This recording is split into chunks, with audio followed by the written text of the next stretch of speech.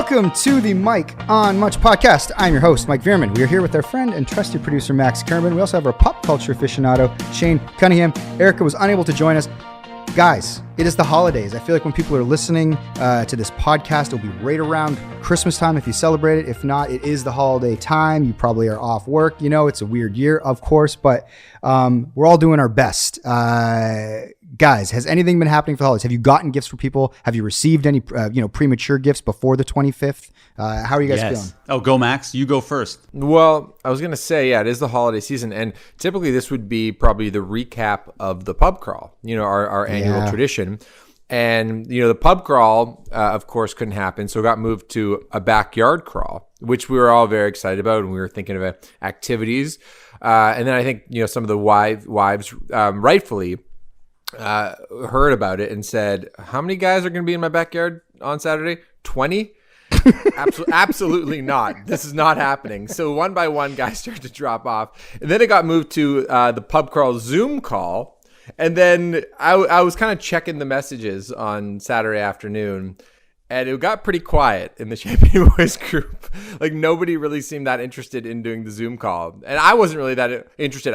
The thought of it kind of made me more depressed because, it was such a weak replacement for what the thing was actually going to be, and it just kind of reminds you that much more of the pandemic, and so that just never happened. Am I getting that right, Mike? Did anybody get on the Zoom call? No, 100%. I think you nailed it. I think that everyone has Zoom fatigue and screen fatigue, and it's just we're going to do this again. We've been doing this for 9 months or whatever it is, and I think everybody was so excited to do this backyard crawl because we're listen, we're going to be responsible. We're going to be outside. We're going to be socially distanced.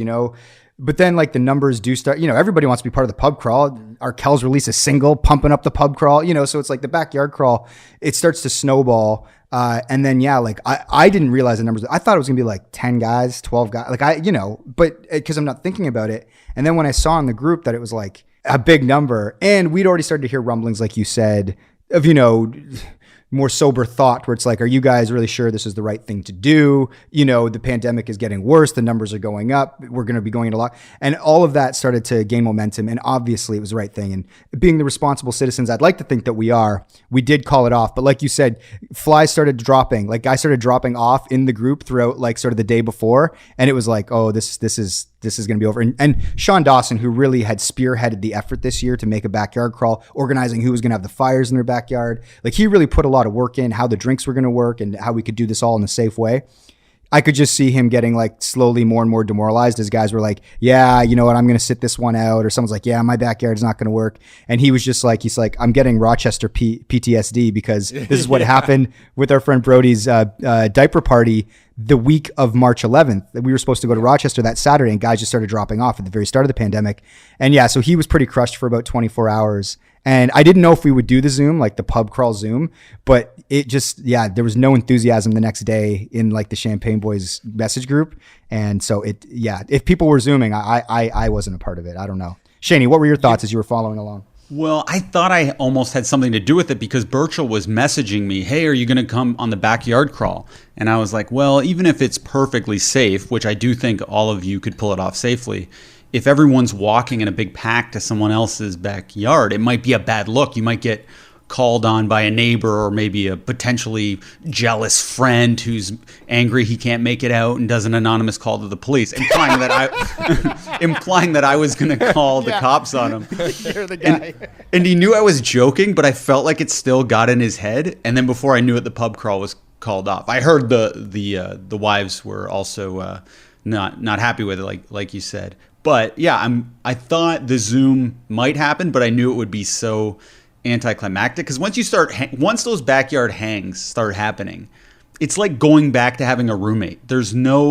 Once you don't have roommates, there's no going back. And once you start seeing people in person, there's no going back to the video calls if they're your buds and you're used to socially distanced drinks. Well, the thing that it kind of reminded me of, I was listening to this podcast, The Gist with Mike Pesca, and he was interviewing somebody who is a former sports journalist who's now an academic who's done a lot of polling and research for why the ratings for sports isn't as high as people assume they'd be. And because it was a little mysterious, right? Because people thought that when sports came back in August, like with the NBA and NHL, like the ratings would be through the roof because there was absolutely nothing else to do. But sports kind of across the board, the ratings have been much lower.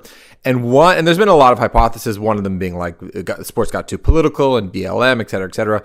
But this woman was saying that watching sports is a form of escapism. But when you're watching the games now, you're just reminded that you're in a pandemic. You're just looking at an empty stadium or cardboard cutouts, and the announcers are trying to act like it's normal, but it's absolutely not normal at all. And I thought that was a really good observation because it's not escapism right now. It is a little bit, and we can all watch the Raptors and get excited about it. But I think for the average sports fan, the average person turning on the TV to watch your home team that's not even allowed to play in your home city is actually kind of depressing. So that's kind of what it reminded me of with this pub crawl Zoom call. I'm like, this is just. There's nothing I'd rather do less than talk to all you guys on a Zoom call, because it's just reminding me of the name of this. That's the title of this episode. Yeah. As we're all on a Zoom chatting. As we're all on a Zoom. No. I mean, this is nice, and it's a different thing. But it's like the replacement though for the real thing. Absolutely, it's just that it hurts that much more at this point. Well, I wasn't really thinking about it. Like, it was still during the week. I was working. I was sort of busy, distracted. And then a champagne boy, I will remain unnamed, sent me a text, and he's like, hey, want to know your thoughts on, this pub crawl, because you seem to be a pretty good bellwether about how to handle these things. He's like, what are you thinking? And when I got that text from him, I was like, this shit's not happening. I was like, because I'm like, if he's thinking this way, and by the way, he was right. I just hadn't really thought about it. Was yet. It peak? And then it was peak, right? I will not name names, but it was not peak. But yeah, but like you said, I think it's hard to, and Shane made this point, it's hard to everyone be excited to see each other do this sort of socially distanced backyard crawl in lieu of this pub crawl, and then all of a sudden the alternative is like, let's all get on a Zoom like, we've been doing forever. It just kind of lost the luster. And again, I would have done it if guys had piped into the group, but it just, when nobody was really saying anything. And then I think at like 7:00, like Al or somebody was like, so are we doing the Zoom thing? And then it's just dead silence. It's like, oh man. Al out in Prince Edward County. Yeah. So anyway, you asked if we got gifts, early gifts, right? I did. I got an early gift. I got an early gift too. I want to hear about your early gift, and then I'll tell my early gift. Okay. So I sleep listening to podcasts, and I always wear these shitty headphones. And I was just complaining about how bad my sleep is, because if you sleep on one side, you're like crushing a headphone. It comes off your ear. And then Alex gifted me early because she knows I've been sleeping terribly because of the headphones. And Lucy's been waking up at like 3 a.m. She gave me AirPods. Hey, which I never thought I'd be an AirPod guy, because I don't know, there was some stigma about AirPods for a bit, but obviously that's blown over now, and it makes my sleep so much better. Because you don't even really know they're in. Welcome to the club. You should have joined sooner. They're the dream. I know. They're a lot of money too. I would actually say though, because I'm an AirPod guy. I'm wearing them right now. I love the AirPods. I use them for working out, for walking around, et cetera, et cetera.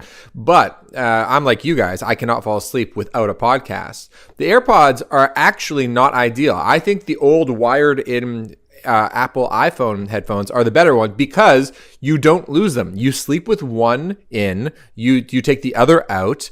And then if it falls out in the middle of the night, you can find it, because trying to find an AirPod in the middle of the night once it's fallen out, that's hard. And sometimes you switch sides, because I switch sides and they'll have to find the other one and switch the ear. And anyway, so for me, that's I think wearing a headband can solve that dilemma. Just a basketball headband.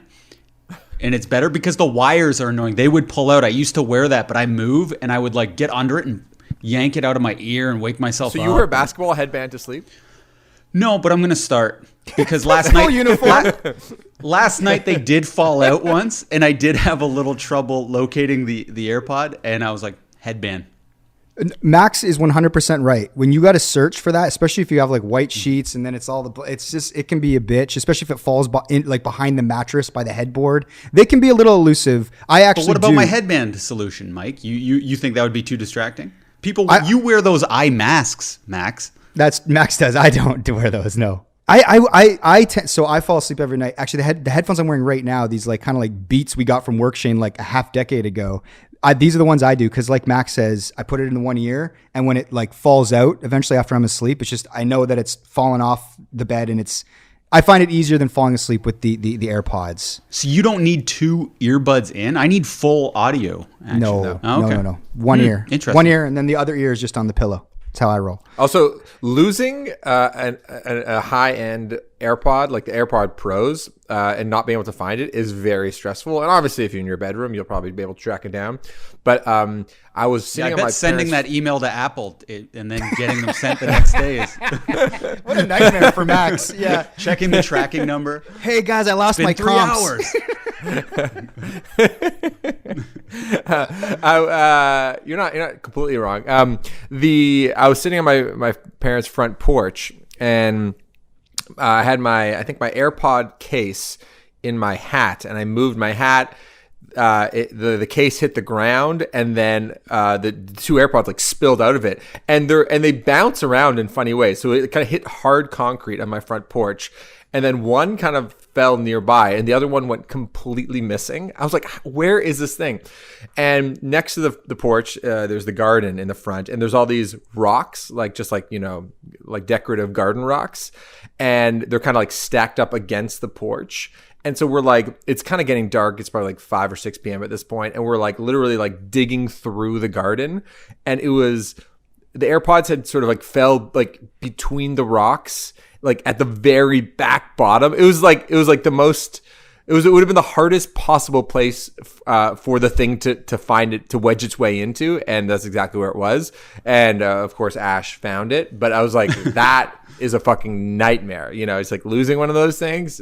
That really can mess your whole month up. A true story. Me and Danica both had AirPods. Like I'd gotten the AirPods just because I wanted them, I think. And then I think I got them for her because I was like, these are a revelation. Like it was like a gift for a birthday or something like that. And this is like 2 years ago. It was whatever the summer where Kawhi was a free agent. We want him to come back to Toronto. All my time is marked in NBA free agency, by the way. And so we decided to it was like me, Dan, and Win was pretty little. We're like, oh, like let's go spend a night in Buffalo. We'll go to like the Millennium Hotel. They got like this indoor pool, and it's like this kind of fun, kitschy hotel. So whatever, we go there, and because it's like right in the heart of free agency, in the bed in the hotel room, I'm wearing like the AirPods, and I'm literally just up refreshing Twitter, like looking for like news. Fall asleep listening to like a podcast about the NBA or whatever. Wake up in the morning, kind of put the pods in the thing. And then normally I would take the little casing and put it on like the nightstand. But I just like left it in the bed because then like Winona was in the bed. So we were kind of like goofing around and wrestling and stuff like that. And then we were kind of like, oh, we got to check out. So that all happened in sort of a rush. But because like the sheets are so white, when I did like my eye scan of the place, I didn't even think about it. My iPods are always like somewhere in a bag. By the time we get to the border back to Canada, like from Buffalo, I realize I do not have these AirPods, which are like $200 or something. I go into like a panic, and I'm like, they're not on my person. And I realize I'd left them in the bed. And when I did like my last scan of the hotel, my eyes wouldn't register them because it was like a white casing on a white sheet. Obviously, like I immediately like am livid at myself.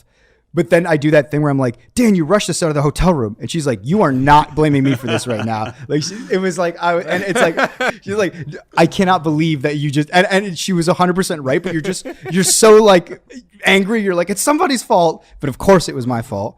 And so I call the hotel and I'm like, hey, I know that these things are gone for good. And they're like, oh, well, there's a lost and found. You should try them. And I call and leave a message, and I call them again. And anyway, whoever was, I don't know if it was someone cleaning the room, but somebody ended up with those AirPods, and I hope they enjoyed them as much as I did. But then ironically, the ones that Danica, like I got for her for like a birthday, I just use those now. So, she, not only did I lose mine, but now I use hers. Not that she doesn't use them a ton, so it worked out. But yes, Christmas time, I did get an early gift as well.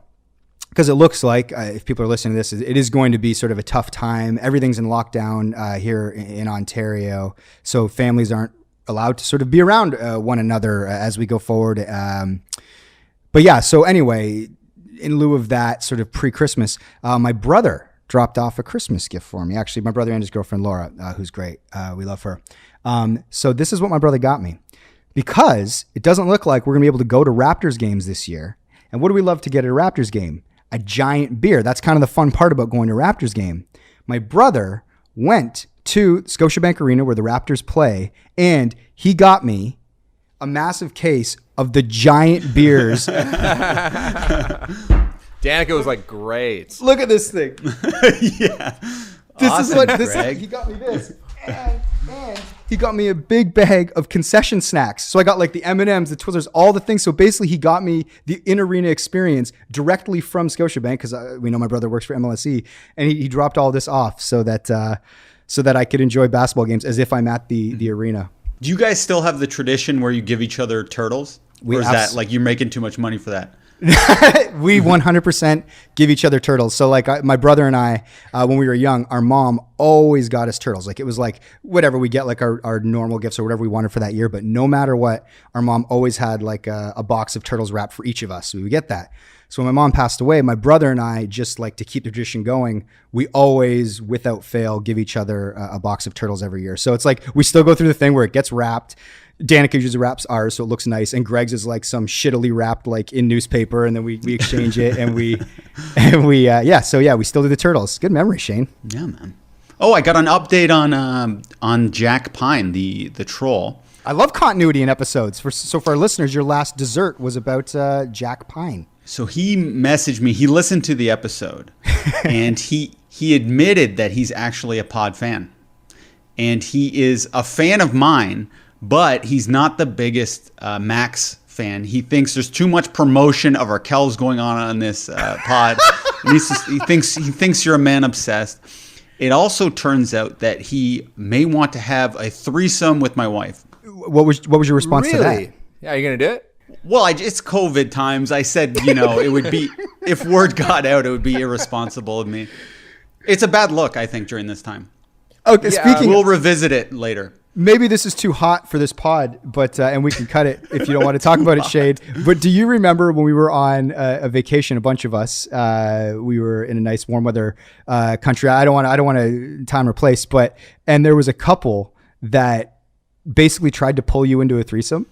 Yeah, I do. Yeah, you don't forget something like that, Mike. Yeah. One of many times. They started with the woman. Like she kind of was like flirty. Then the boyfriend enters the picture. Yeah, and he started like giving me like a little massage. He had amazing hands, so when you're like really relaxed, you'll agree to anything. But yeah, it didn't happen. And anytime someone suggests a threesome, you always wonder if they're joking or not. Anyway, like Jack Pine, I don't know if he's serious. He's definitely really attracted to Alex, but I don't know if he actually would have a threesome. Okay, I have to confront you about something here, actually, Shane, because I was privy to a screenshot of a text message between two other people that work on this show, the Michael Much podcast. One of them said, hilarious question, Shane has talked about Jack Pine before, right? The person responds, okay, yes, thank you. As soon as he said it, I had massive deja vu. I thought I was crazy, like maybe in the summer. And then this other person responds, yeah, haven't we done this segment before? Like, why do I know all of these comments already?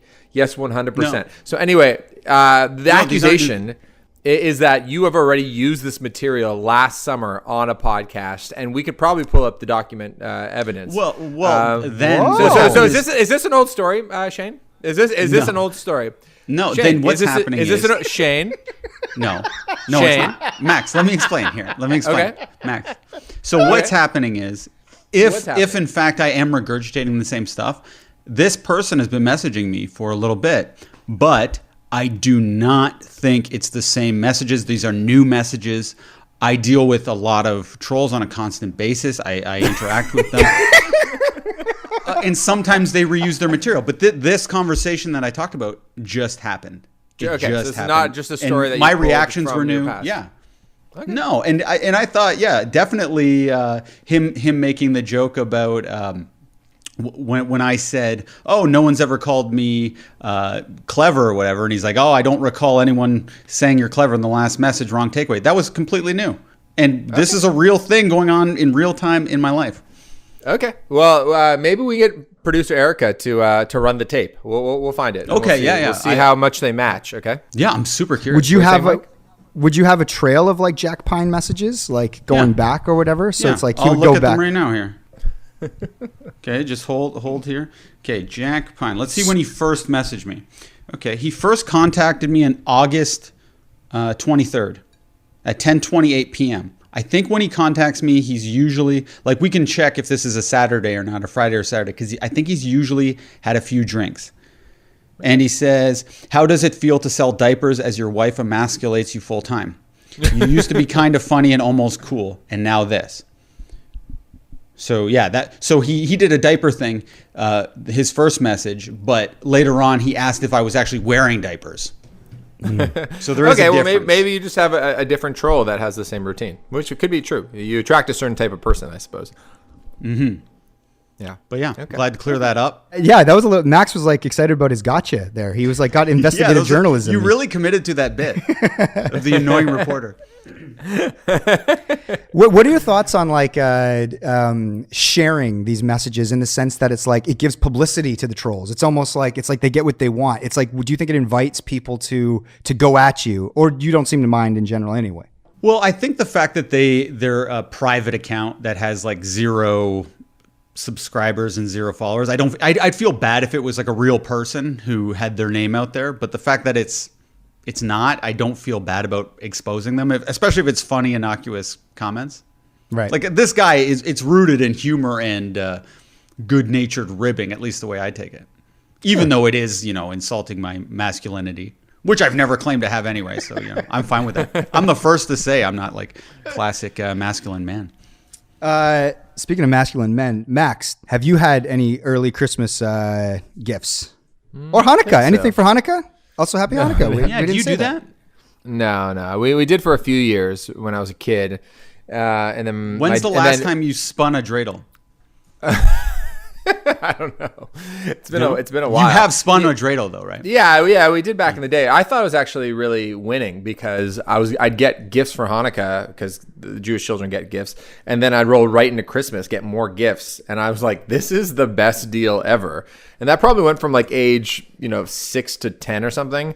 And then my parents were like, all right, fuck that. We're not doing that anymore. It's just Christmas. Your Jewish father doesn't really give a shit about this really to begin with. Like, he was just sort of in it for the latkes. And that's all we got. Potato pancake for the lamb, right? Yeah, exactly.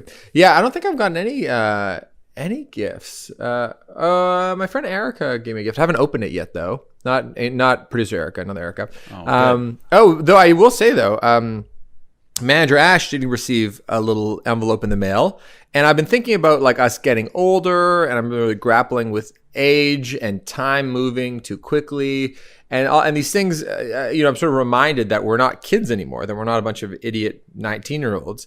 And it was a letter, or it was a card from Mike's family, Mike Veerman's family, which was a really nice looking family card from our family to yours. And it was a really cute picture of Winona. And I was like, man, Mike is a fucking adult. Mike is a grown man.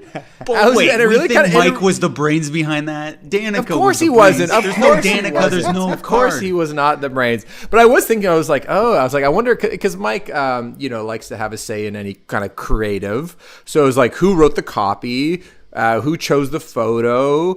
I noticed, I think, a matte finish. Do you want to walk me through, Mike, how many conversations you and Danica had? Because you like to get into the weeds on this stuff, I think. When it comes to any sort of thing you're involved with, you like to have sort of like a final edit. Was there any arguments between you and Danica about what was going to be said and presented on this Christmas card? I like to I have an opinion. I like to be consulted in the process. You didn't think of the idea though, right? It wasn't your idea to do it though, right? This is 100% Danica's idea, and all those things that you mentioned. She's gonna love to hear that. But like the messaging, the matte finish, all of those decisions, which photo out of we did like a little photo shoot or whatever with Win down by the park near our house. But like everything was her. Honestly, she came to me sort of she shows me sort of where it's at, and then it's like, are you cool with this? I'm like, this is awesome. If I had a note, I'd be like, oh, maybe whatever. I had no notes. I was like, that's great. And then she and honestly, like Shane said, like she's the one that's like making sure we get addresses, things go out to my family. So like all of that sort of like, adult stuff.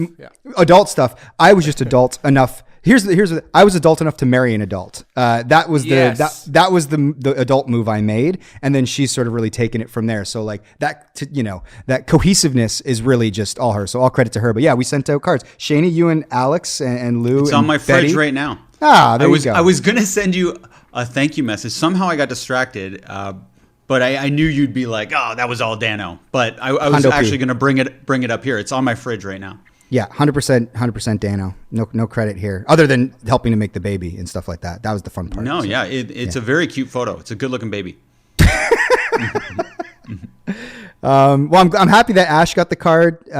Maxie, you also got one at your place too. But thank you. Yeah. I'll be picking up today actually. Hey, what was I going to say? Yeah, that is a good move though. If you can do just like kind of send, I mean, Christmas cards obviously is somewhat standard practice, but I was listening to James Corden on Smartless. Do you guys listen to that podcast, Smartless?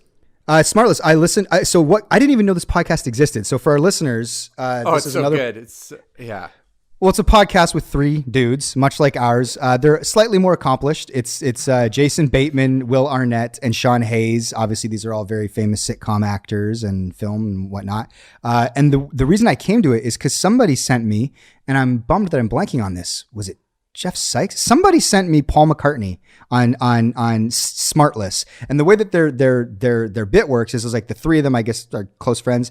They get on, they do kind of what we do, but then every episode, one of them brings a surprise guest. So for this episode that I listened to, it was the first one I ever listened to. Sean Hayes brought Paul McCartney, and it like obviously blew Will Arnett's and Jason Bateman's minds. And so as I was listening to this, I was just seething with envy. I was just like, oh my God. I'm like, this is like, it was so good. Maxie recommended the Ron Howard one. So I literally listened to that yesterday.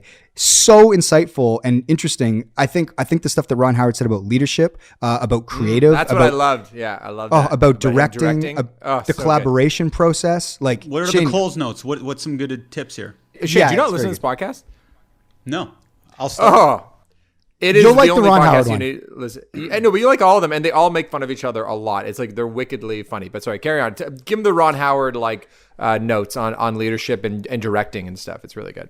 Essentially, like his father was in entertainment in some sort. So Ron went to the family business, and they asked him like, if your dad was a doctor, would you have become a doctor? And he's like, that's a great question. He's like, I probably would have done anything that my dad was doing. You know, if we were like, if he'd stayed, like if he'd a farmer, I would have, been a farmer. He's like, but I do think I would have gone into leadership. I would have been like a teacher or something like that. And that's what he sort of gets out of directing. And he talks about what he would see on sets as like a kid, because he was obviously on the Andy Griffith Show and all that, and then Happy Days.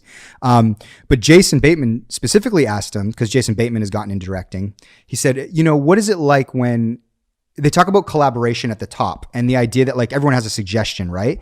And Ron Howard talked about how like, he's open to suggestions, like from anybody, it's like, especially it's like when people feel empowered to have his ear, he's open to listen to them, but they have to know that when he says no, like it means no, especially if he's like used one before.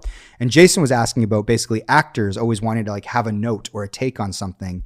And Ron Howard basically said, he's absolutely like open to that sort of collaboration.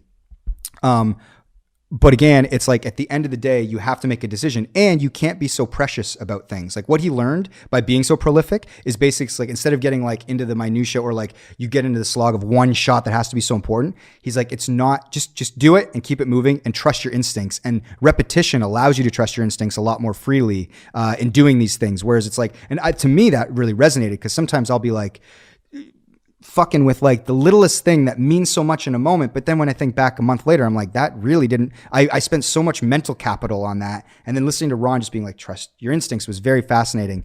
And he told this great story about Tom Hanks when he was doing Splash. And he was a pretty early on director, Ron Howard. And he's like, Eugene Levy and John Candy are in the movie. And Tom Hanks is trying to be funny. Like he's trying to like do bits with Candy and Eugene Levy. And Ron Howard's like, I just need you to love the girl. Like, I know you're coming off Bosom Buddies, and I know you're a trained actor. It's like, but I just kind of need you to love the girl. But he ultimately like would give Hanks like a take or two to like do it how Hanks imagined it. And he said when he got into the editing room after they'd shot and everything, he was like, holy shit, like this guy's a genius. Like he ended up using all of the Tom Hanks instincts takes. And that sort of made the movie. And so anyway, they all started talking about how that's actually the greatest feeling when you do sort of like okay, let's try it your way. And then that ends up winning. He goes, listen, and everyone likes to be right. He's like, I do like to be right, but I do love when one of those things comes to fruition. But did anything stand out to you about the leadership conversation? By the way, I just did like half the bit. You just listen to the podcast. Ron Howard tells it better than I do, but. Yeah, well, just the one part about how, you mentioned off the top that if you are open to suggestion and you allow it sometimes and you give the thumbs up, people will respect you when you say no too. You know what I mean? Like, so it's like if you're saying, okay, we can give it a shot. Oh, that was a great idea. They'll also, believe you when you say, that doesn't work. Let's keep moving. I just thought there's so much collaboration in directing, and I just thought like he was very sort of clear-eyed and seemed like a good person to work with. And obviously that probably is a big part of his success. But yeah, why did I bring that up? Smartless. The Smartless podcast. Oh, sorry. Yeah, we've really got off topic here. So basically Corden was on the last episode and he talked about how he was trying to convince Paul McCartney to do a thing for him. And McCartney was like, there's so many people who are asking me to do this and that. And Corden said, listen, if you do this for me, I'm going to name my first child after you. So Corden has his first kid and his middle name is McCartney, and McCartney send him a blanket saying like, from one McCartney to another, like, you got a great dad from Uncle Paul or something like that. It's like a really sweet thing. And I was like, man, if you're just like a rich guy or rich person, just gifting things to people on a regular basis would be such a fun thing. Because I thought about you and Danica just sending a card to somebody, right? It's like it probably just feels nice to know that you're like living on Shane's fridge and on Ash's fridge and my fridge, and then of course like the extreme version of that is Paul McCartney sending like a hand stitched blanket for your newborn, but or Keith Urban sending a piano to Pink. Exactly, yeah. That'd be like if I was super loaded, I'd have a full-time person who's just in charge. I just hire them. Like, you are going to be a full-time person for sending gifts to people, because that'd be sick. Yeah, well, that's the thing. I think in order to do it, you have to be a thoughtful person inherently. And this is like Danica's, one of her superpowers is how incredibly thoughtful she is that she would do that. Because if it was just left to me, you know what I mean? Like, and that's one of the things. It's so funny you bring that up too, because I was sitting here the other day and I was just thinking, I'm just like, man, that's so like nice that she did. Cause like it went out to so many people like in my life, not just our life, but like, and I was just like, man, I'm so happy she did that. And it's probably something that I wouldn't have done on my own or at all. So I'm just like, it really does. It does go a lot way, but she deserves all the credit and I deserve none when it comes to that. If you were single, do you think you would have a Christmas tree in your place? Me? No. Send out cards. Send out cards. Just of me enjoying a drink. Happy holidays, friends. It's like Mike with a Coors Light, just like a selfie. If things don't work out, I'm going to start doing that actually, because I think that's hilarious. No, I wouldn't, but I wish I'd thought of it, because how funny would that be? A little narcissistic, but hilarious. Yeah. But no, Christmas tree. I didn't. I never. When I lived on my own in downtown Toronto and I was single, I never put up a Christmas tree. I remember one year for Christmas, because everybody was in Hamilton, I was in Toronto. I've told this story before, but like on Christmas Eve, again, like I was single in downtown Toronto, and I just remember like I went out to get, like I was like, oh well, I got to eat, and it's Christmas Eve, which is normally this like joyous time where like you look through somebody's window and it's frosted and they're singing carols and drinking eggnog and shit. But I literally was just like walking down the street and I was like, I'm gonna go get some Indian food. So there's this place called Little India around the corner from my place, and the thing is, it was really nice. Like I think I marathoned like I don't know, like Lord of the Rings or something that night, and I just like ate my Indian food. And I've told the story, and every time I tell it, people are always like, he's told it before on the pod. I have full disclosure. Not on the pod. Not on the pod. But whenever I tell it to people, people always go like they have sympathy for me, like, because I was alone on Christmas Eve. But I truly I didn't feel lonely. I just felt like I had it, like I could do whatever I wanted. I didn't feel sad about the thing. And I've always said that, like, I know some people when they're alone, especially in the modern sort of era, this current sort of phase we're in, it can be sad, but I never felt sad being alone. I just felt like I had the autonomy to do what I want when I want. I could sleep till 2 PM. I could stay up till 3 AM watching movies. And so even on Christmas Eve, I kind of enjoyed the experience. But I did not have a Christmas tree. No. And Max, are you the type when you get a Christmas card, because you mentioned the fact that you would put it on your fridge, but I feel like you're like the type of guy, you get a card, you go, and just throw it out. I could not be seeing you like find the magnet and have it on the fridge. Like, are you that type of guy? No comment. Okay. Okay, I have to go pee really bad. Okay, 1 second. Okay. And then let's I get actually have to go topics. pee too. All right, pee break. All right. Do you have to go pee, Mike? No, I'm good. Oh, Shane's in a robe too. The stand-up is really funny.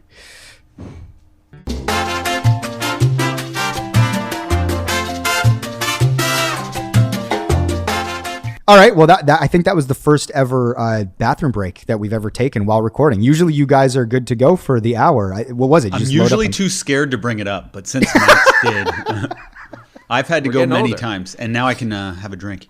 Oh, nice. I'm drinking bubbly, by the way, not alcohol. Look at this. Me too. Is that grape?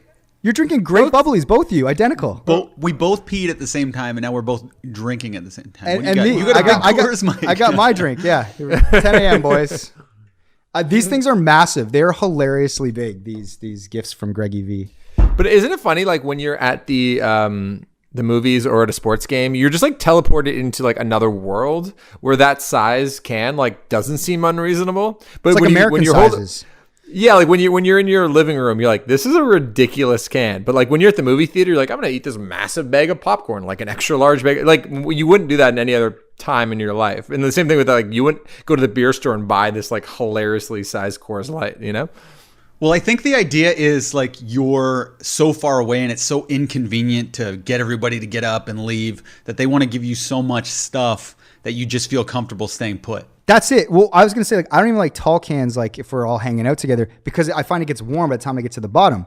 The thing is, though, at a basketball game, I do like it because, one, I don't want to get up, and like a beer will last you the whole quarter. You know what I mean? Like, so it's like, you know, you have a beer a quarter or whatever. So this is nice. But I was thinking, like, how am I going to do this? Like, if I'm like Zooming with somebody, like, am I going to have to like chill it and then like pour it into a cup and then put it back in the fridge? Or am I just going to try to, anyway, I'm sure I'll figure it out. But yeah, do you guys want to get to some topics or what? Yeah, let's do it. All right, let's get on to some topics. Guys, the NBA is back. It feels like only yesterday we were talking about the NBA coming to a close with the Lakers winning a championship, but they are back. We're recording this on a Tuesday. The season will start tonight. You might hear this on a Wednesday or a Thursday. But yeah, one, I'm excited. Two, more specifically, what we're going to talk about is there's been some kind of rumors like percolating. There was like a radio host in Houston that mentioned that the Raptors were in on a trade for former MVP James Harden. Now, for those of you who aren't super basketball fans, James Harden's considered like a top 3 or 5 player. He just won an MVP 2 years ago. But he's a little polarizing. He's like sort of like this like historically great scorer on par with Michael Jordan, but he doesn't really play defense. His teams have never made it past a conference final. They've never made it to the finals. So he's got things that can maybe ding him, but I think objectionable people could say he's an amazing player. What's interesting about James is that he has been in Houston for the last, I don't know, almost decade. And he asked for a trade. And the team was like, we're not trading you. You're one of the best players in the NBA. We don't think we can get a great package back. And if we can't get a great package back, we're not going to trade you. So James Harden at this point decides, training camp starts a couple weeks ago and everybody's due in camp. James doesn't show up to camp. Now that's one thing. So it's like, okay, this is a holdout. He wants to be traded. I guess he's kind of being petulant. But not only did he not show up, but then he posted like video of him in Las Vegas partying at Lil Baby, the rapper's birthday party, not masked or in a club. Baby. Not I think it's Lil. Is it the Baby? Or is it Lil Baby? I thought it was Little the Baby. I don't know. It's the Little Baby. Yeah, that would make more sense. That's better. Yeah. So Little the Baby. All right.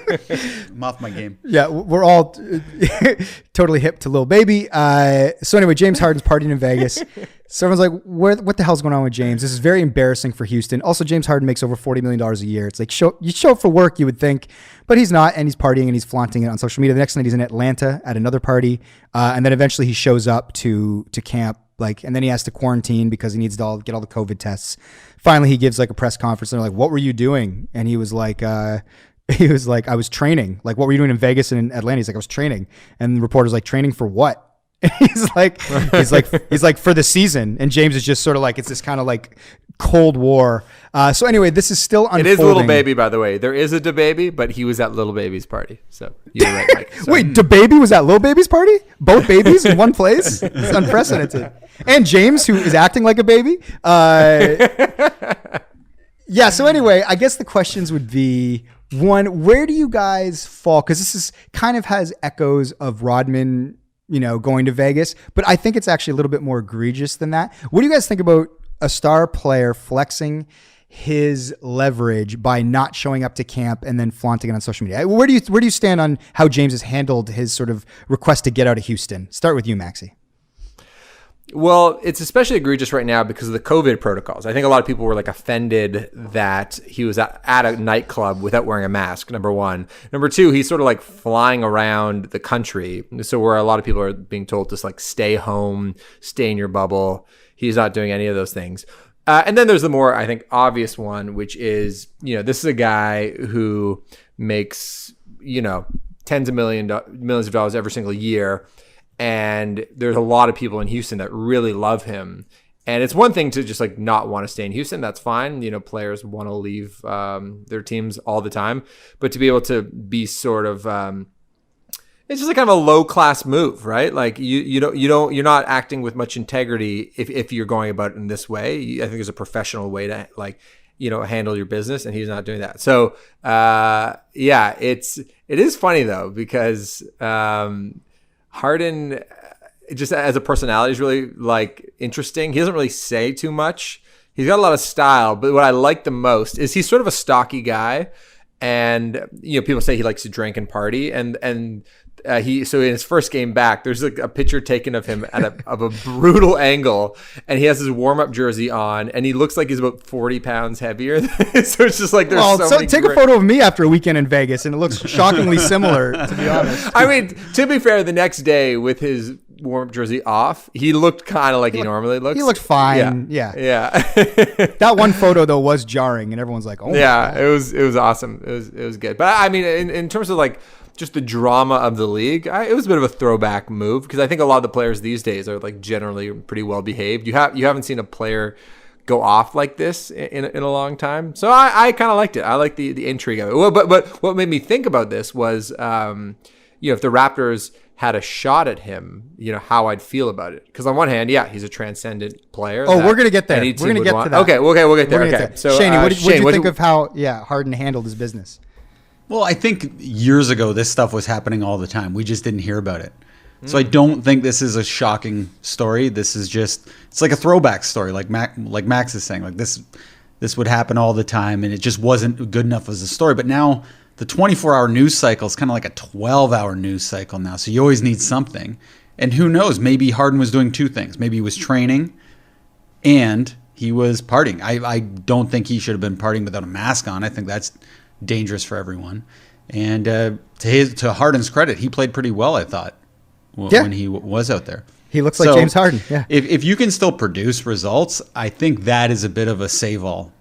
But if he was terrible, if he was objectively horrible and a completely different player, then I would feel maybe he wasn't. Maybe there would be more of a leg to stand on to accuse him of these things. Okay, so second, because don't results just speak for themselves?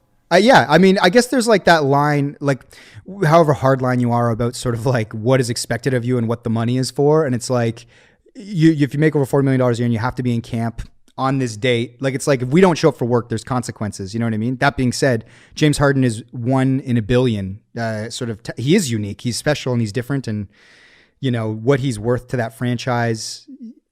I think there's a lot of nuance to the conversation, but I think for a lot of fans, the black and white is basically this is your salary, show up to work, because I have to go to work, and if I don't, there's consequences. And for James, there won't be. And like you said, he produces. He looked like James in those preseason games. And we don't know the conversations going on behind the scenes, right? We only know the headlines, and that's what we read, and we get mad because we couldn't get away with that. But who knows? Maybe he was messaging them, telling them that, and the coaches and everybody just didn't want to reveal it to the press because then they'd look bad.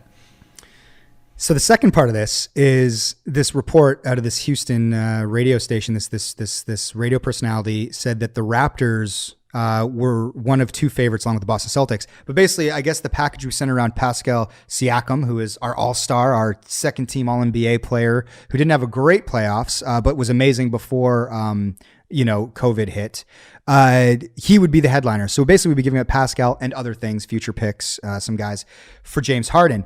So this creates this kind of funny thing where you go on Twitter and you look at all the comments that sort of come up, around in the sort of response to this report. And a lot of Raptors fans are like, oh, hell no, hell no, hell no, hell no.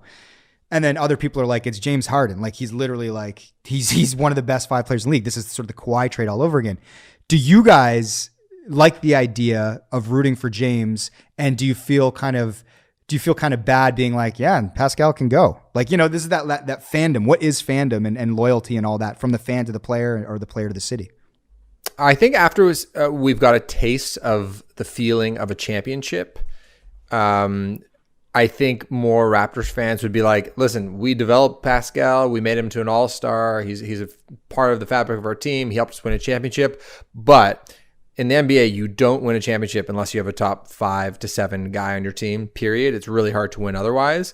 So I think people, and as sad as it was when Kawhi left us, like the high that we still have of the championship, you're wearing a championship hat right now, Mike. Like it's Sure still... the chance to compete for that is something that is so special. So I think Raptors fans would be like, look, we're in Toronto.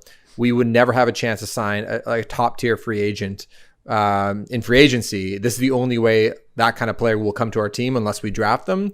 I think we have to do it and then we can still feel good that Nick Nurse is still our coach. The supporting cast around James Harden would still be like our guys that we've developed and drafted.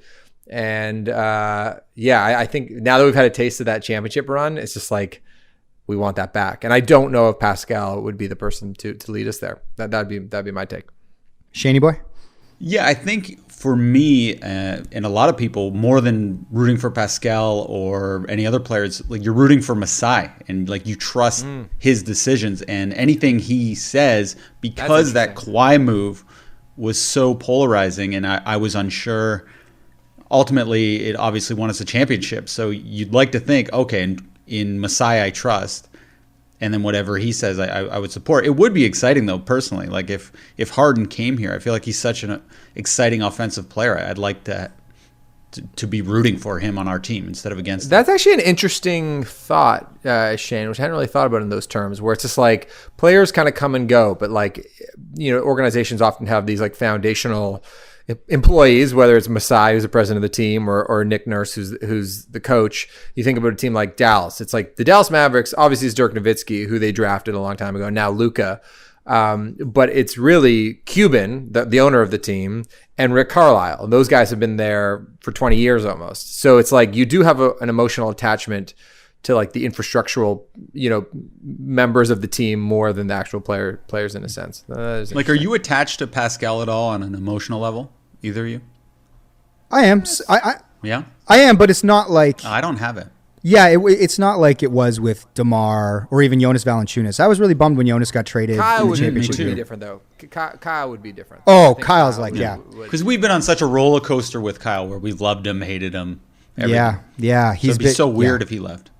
I was just going to say, Maxie, what you were saying about executives, which Shane sort of triggered, like John Poplis and I were talking about the idea of fandom in the modern era, whereas like the players, like you actually do, fans have become more sophisticated about rooting for the organization and the game outside of the game. Like a Tuesday night against Charlotte becomes far less important than free agency than rooting for Masai or Bobby Webster or Mark Cuban. Like it's actually better for the fan to be able to root for the organization because players are going to come and go, players are going to get injured, players are going to let you down. But if you have a good infrastructure, it's almost like it's given fans a way to root for a sport 12 months of the year instead of just on the season or during a game. You're rooting for all these other nuances, and then you have these superstars at the executive level. Like Masai is like the LeBron of executives, and so it's like we're like, well, we got him, so as long as we got him, we're always going to be competitive. And I think it's better because a lot of people lament, they're like, what about the old days when we used to just care about the game that happened on the floor? I'm like, I think this is better for fans because now it's like we get a much larger game to root for. It's like a bigger sort of game with a lot more nuance than just pick and rolls and whoever wins or loses at the end of a night of a single game. How do you feel about Shane mentioned, he's like, well, if he produces, he produces. Like, even if he got drunk the night before and he still scores 35 points, then what's the problem? I mean, the other side of that argument, obviously, is it's like, well, he could have scored 45 points instead of 35 points, or he could have been a little more helpful on defense.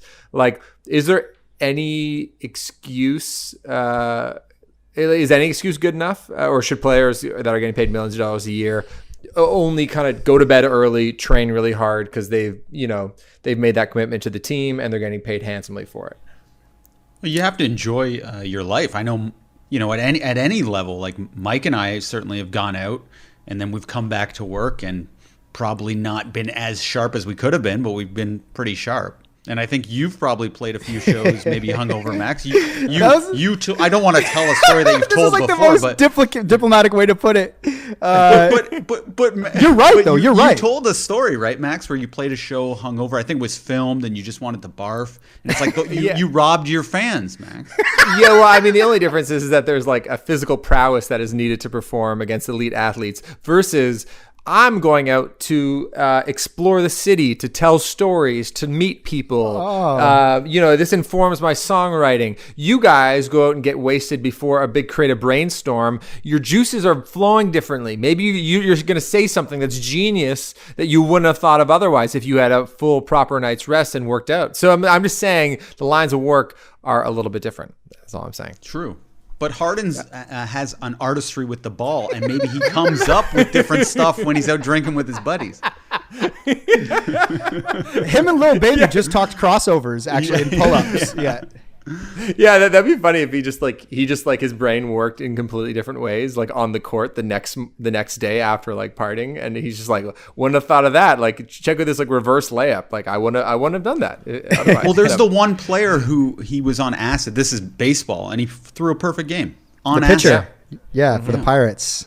I don't think this is kind of related, but I'm just kind of obsessed with it. I think I might have sent it to you guys. So Chance the Rapper is being sued by his former manager, Pat the Manager. We hit this on the pod, yeah. Yep. Oh, we did? Okay, well, there's just an update because Pitchfork was doing its like best and worst of 2020, and they were talking about like the best lawsuit of the year was Pat the Manager suing Chance the Rapper.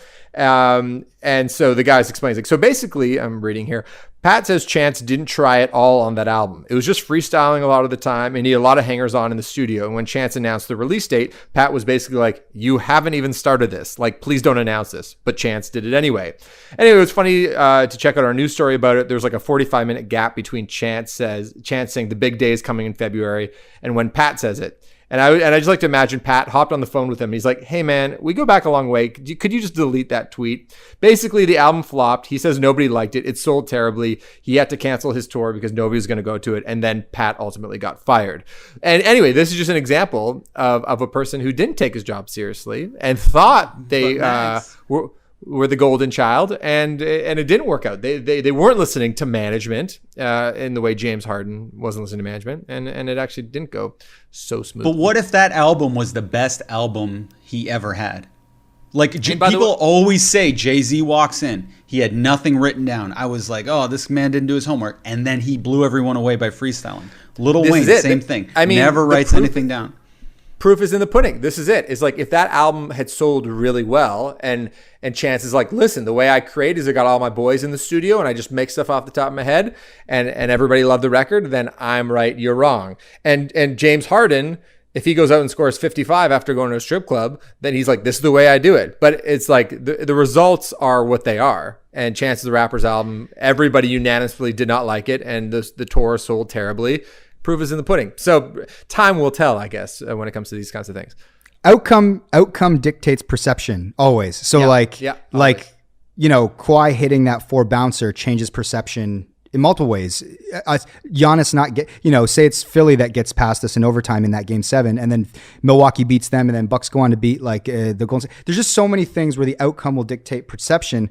And so when you say Harden goes to Vegas and then he drops 50, well, if he's dropping 50 on like the Hawks on a Tuesday night you know what I mean? In Feb, that's not the same as like not delivering in the conference finals.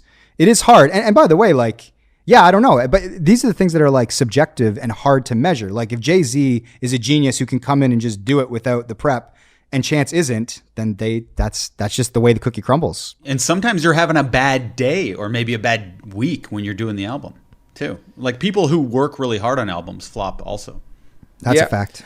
I will say that there is a more emphasis on process in sports, where it's just like you have to kind of put in the work, get these sort of get the mechanics of what you do really sound, follow the leadership when it comes to defensive schemes or whatever it is that whatever sport you're playing in, because when you're down to the last 6 seconds in the game, everything just kind of will snap into place, hopefully. And if you're lazy about that, when it comes to the playoffs, any of the skill that you might have had to kind of get you through earlier games won't necessarily save you. So I think that's probably the main problem with Harden, is that people think that sure, you can pull that off in an early preseason game, but when it comes down to the playoffs, it's like, is your team sound?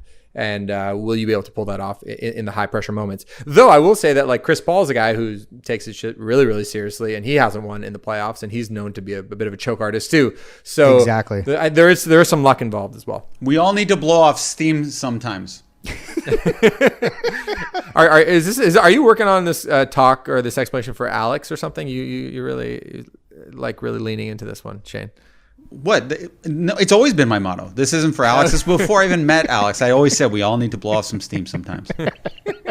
Because if you don't, then the pressure, and you can be so uptight that your creative suffers or your basketball suffers. Because then you're taking the game too seriously. And the game is supposed to be fun. That's true. But we'd all take Harden? Yeah. I would love Harden.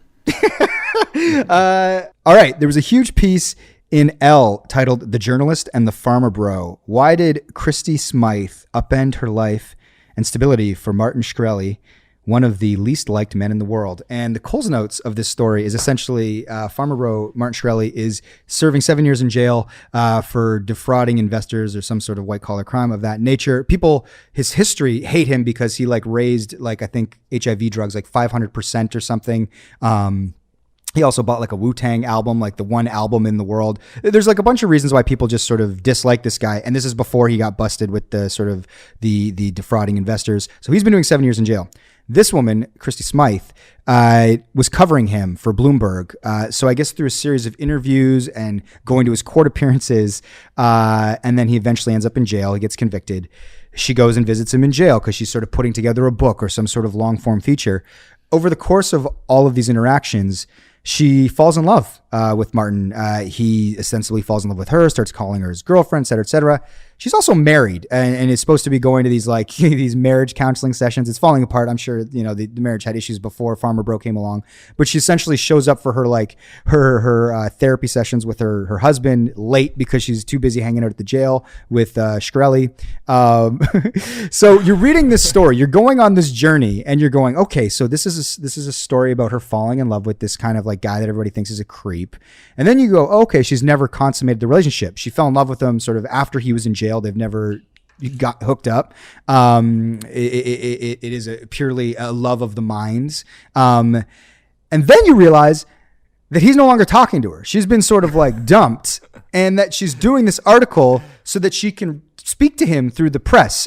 Also, another revelation is that they talked about having children together, but she's a little bit older. So then he said that she should freeze her ovaries or her eggs, sorry. And so, yeah, so she freezes her eggs for him. And then he just cuts off communication. She uses this article to talk to him through the press. And then he just releases, I guess, a statement saying, "I wish you all the best in your future endeavors." And that is it. And the internet has basically mocked.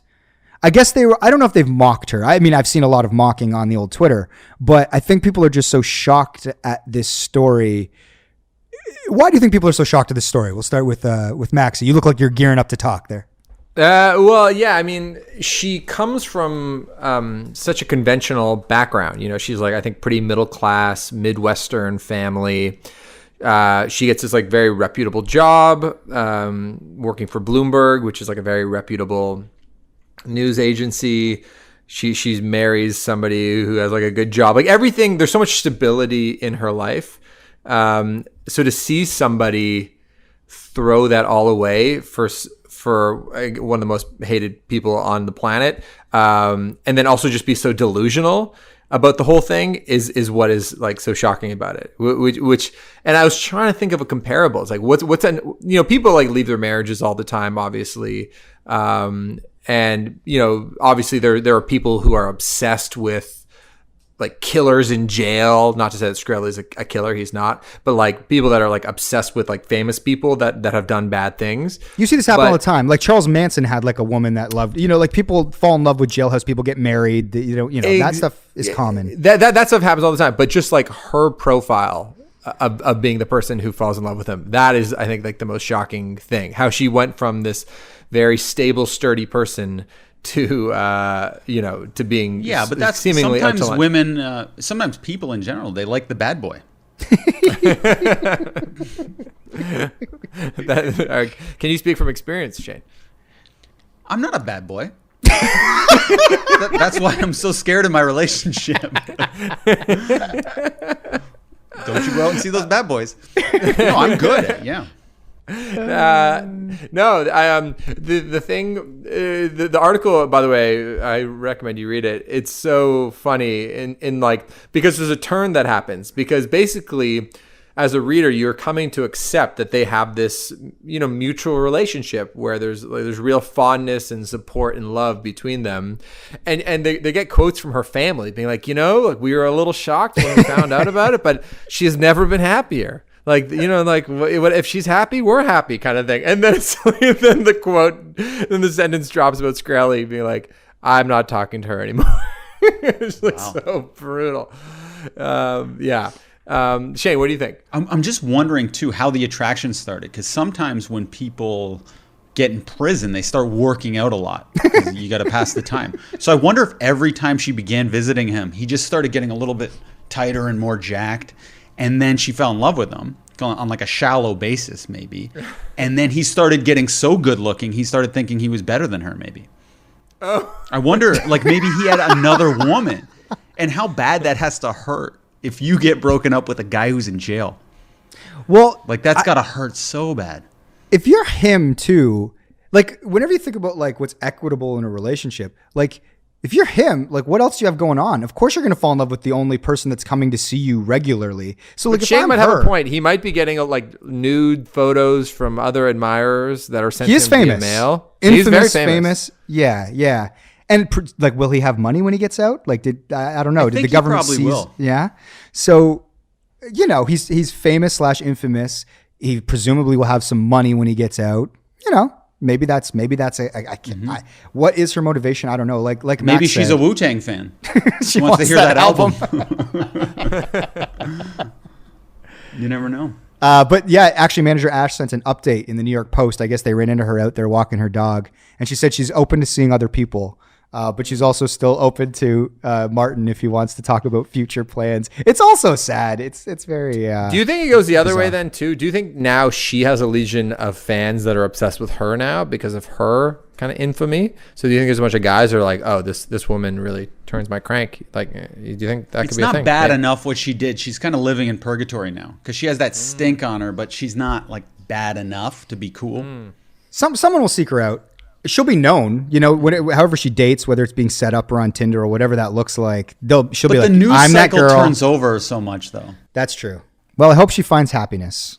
I don't know. No, that's good. It's a fascinating story. All right, guys, we're at the end. It's time for Shane's surprise. If we got a little surprise ready for us. Okay. Now this is okay. So there's an ultra-conservative politician in Europe. He resigned after breaking COVID laws by attending a 25-man orgy.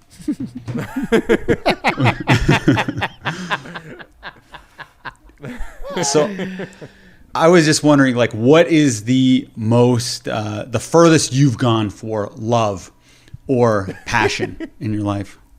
Like, what is something that is like, it doesn't have to be love necessarily. It could just be like something you've done that was so like risking it all for something you're passionate about. Well, I mean, this is, I'm assuming he's a closeted politician. I think I saw a headline about this. Was that the hypocrisy of being a conservative politician that is like a closeted homosexual. That's part of the hypocrisy. Also, like, flaunting COVID protocols. Like, what's the issue? Why do you have to resign? Probably because he was. Yeah, I only read headlines, Mike. It's a strict rule I have about the desserts. It's more to spark an interesting conversation in another way. Yeah.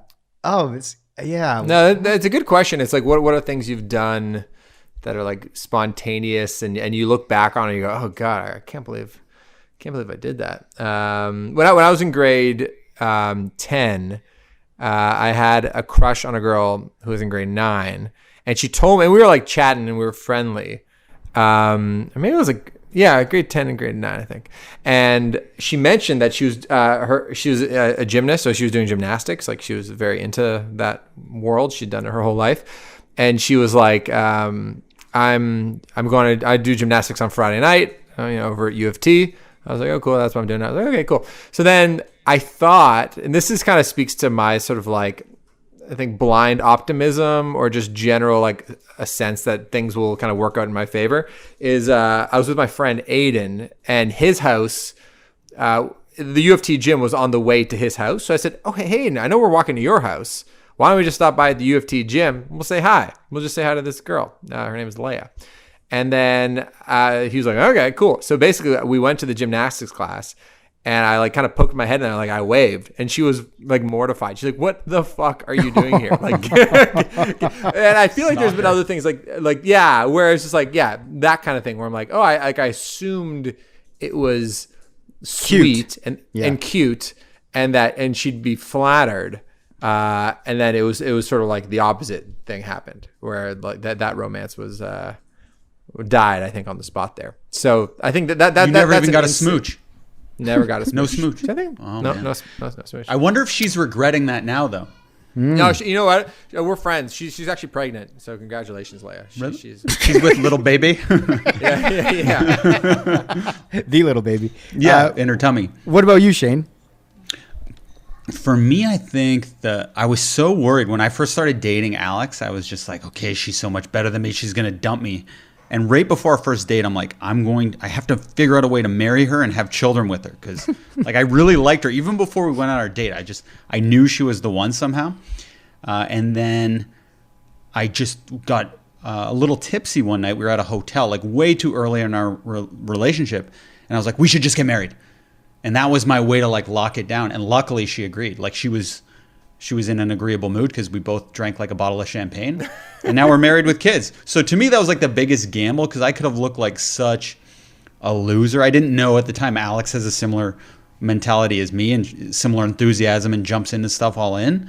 So for me, that was kind of the biggest thing I did for passion and love. And it worked out. Good one. Yeah. So so far, one loss and one win, if we're keeping it a score. Go ahead, Mike. Yeah, and Mike, it doesn't have to be about love. It could just be like, I don't know, like your album, the Racket album or something. I don't know. Yeah, I mean, well, I would say like that Blue Racket album that I wrote. So basically, I was in love with Danica. I fell in love with Danica, but I had dated like a friend of hers in high school. And so it was a little bit tricky because that friend was like not really feeling the fact that Dan and I were starting to kind of fall in love. So what happened though was like in this kind of purgatory, I was like, like Danica's too like principled to cross that line, even though it was like the other one was like a high school thing, and now we were in our like early 20s. So it felt like enough time had passed, and reasonable adults and all that sort of thing. And like you were her Martin Shkreli. Yeah.